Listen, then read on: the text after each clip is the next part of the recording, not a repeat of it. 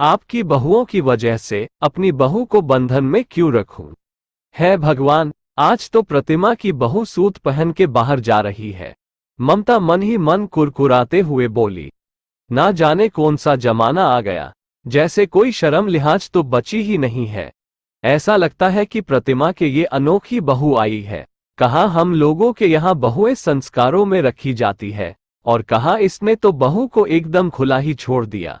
अभी कुछ ही दिनों पहले नई बहू आई है प्रतिमा की। प्रतिमा और ममता के घर बिल्कुल आमने सामने है। जहां ममता बहुत ही पुराने विचारों की और वहीं प्रतिमा बहुत ही स्वतंत्र विचारों की है। जहां ममता अपनी बहुओं को हर प्रकार के बंधन में रखती है, वहीं प्रतिमा ने आते ही बहू को हर प्रकार की स्वतंत्रता दे दी। बस यही ममता का खलबली का कारण था। ममता घर का कुछ भी काम नहीं करती थी, बस दरवाजे पर बैठी बैठी बाहर भीतर का जायजा लेती रहती है, जबकि प्रतिमा बहू के आने जाने के बाद भी उसकी रसोई में पूरी मदद करती है। ममता की बहुओं को घर पर भी सूट या अन्य कोई आधुनिक परिधान पहनने की छूट नहीं थी। सिर से पल्लू तो सरकना भी नहीं चाहिए। घर से बाहर तो पति के साथ जाना ही नहीं। अगर डॉक्टर के पास भी जाना है तो वो खुद साथ में चली जाती। पति के साथ तो भूल कर भी नहीं जा सकते। और इधर प्रतिमा की बहू पूजा आते ही सबसे पहले अपने पति राहुल के साथ हनीमून पर गई। फिर वापस लौटते ही सूट और मनपसंद परिधान पहनने की छूट मिल गई। अगर घर पर कोई भी सामान की जरूरत होती है तो झट से स्कूटी ले जाकर वो भी लेके आती, और पति के साथ भी जब तब बाहर घूमने निकल जाती है। बस ममता घर के दरवाजे पर बैठी बैठी यही सब देखा करती और मन ही मन चिढ़ती रहती। उसको तो यही बात का डर सताता कि उसकी देखा देखी उसकी खुदी की बहुएं बिगड़ ना जाए। हालांकि ममता की बहुओं ने धीरे धीरे विद्रोह करके मनमानी करनी शुरू कर दी। मम्मी जी, आप देख रही हो ना कि प्रतिमा आंटी कितने प्यार से अपने बहू को रख रही है। किसी भी प्रकार का कोई भी बंधन नहीं लगा रखा। और एक हम लोग हैं कि आज भी सूट पहन नहीं सकते, ना घर पर और ना ही बाहर। जहां भी जाओ वहां 5 हाथ की साड़ी लपेट कर जाओ।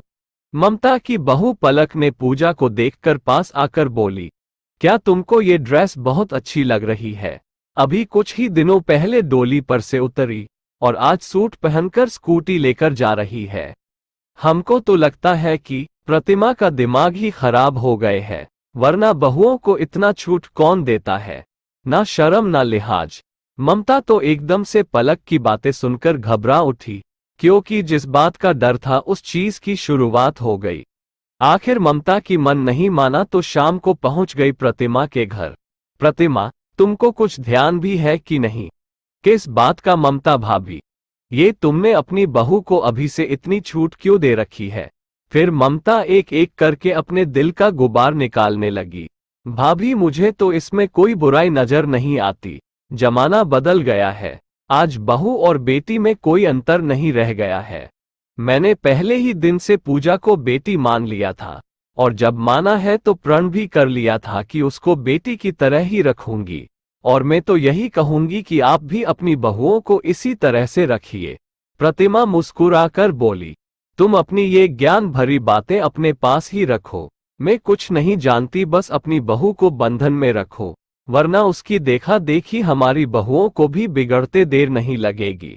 ममता एक तरह से जैसे आदेश देते हुए बोली, देखिए ममता दीदी, हम अपनी बहू को जैसे रख रहे हैं वैसे ही रखेंगे। आपकी बहुओं के बिगड़ने के डर से क्या मैं अपनी बहू को परेशान करूं? बिल्कुल भी नहीं। उसको जैसे रहना होगा वो वैसे ही रहेगी। हम लोग उसके ऊपर किसी भी प्रकार का बंधन नहीं लगाएंगे। प्रतिमा साफ शब्दों में 2 टूक उत्तर देते हुए बोली। अब तो ममता को कुछ भी बोलते नहीं बना, क्योंकि किसी के ऊपर वो अपनी विचार जबरदस्ती नहीं थोप सकती थी। प्रतिमा का साफ उत्तर सुनकर ममता कूदकुड़ाकर बड़बड़ाते हुए चली गई कि आज तुम हमारी बातों पर ध्यान नहीं दे रही हो। देखना, बहुत जल्दी तुम्हारी बहू तुम्हारे कब्जे से जरूर बाहर निकल जाएगी, तब मजा आएगा। लेकिन प्रतिमा उनकी कोई भी बातों का उत्तर ना देकर मन से सोचते हुए मुस्कुराकर रह गई कि ये तो वक्त ही बताएगा दीदी। और सही बात वक्त ने ही खुद जवाब दिया। आज ममता की बहुएं ममता से अलग रहने लगी और प्रतिमा की बहू आज भी उसके साथ बड़े प्रेम भाव से रह रही है। अगर आप लोगों को ये कहानी अच्छी लगी हो तो लाइक, कमेंट एंड सब्सक्राइब जरूर कीजिएगा। कहानी सुनने के लिए धन्यवाद।